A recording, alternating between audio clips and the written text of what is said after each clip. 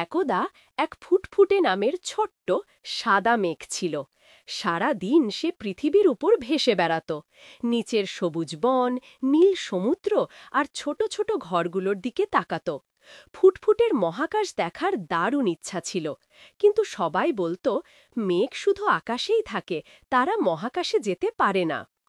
এক রাতে যখন সবাই ঘুমিয়েছিল, ফুটফুটে সাহসের সঙ্গে আরও উঁচুতে উঠতে শুরু করল। উড়তে উড়তে সে তার শরীরকে শক্তিশালী করে তুলল, এটিকে আরও দৃঢ় করে, যেন একটি মেঘ। সে তার ভেতরের জলের কণাগুলিকে জমাট করে একটি ছোট রকেটের আকৃতি নিল। সে মহাকাশের বিশাল কালো শূন্যতায় পৌঁছাল। সেখানে সে উজ্জ্বল গোল চাঁদ আর লক্ষ লক্ষ ঝলমলে তারা দেখল। সে একটি দুষ্টু লাল গ্রহাণু এবং একটি ঝলমলে ধূমকেতুর সাথে নতুন বন্ধুত্ব করল। তারা ফুটফুটেকে শনি গ্রহের বলয় এবং বৃহস্পতির বিশাল লাল ফোঁটাটি দেখাল। পৃথিবী থেকে সূর্যের প্রথম আলো যখন ফুটফুটেকে স্পর্শ করল, সে বুঝতে পারল ঘরে ফেরার সময় হয়েছে।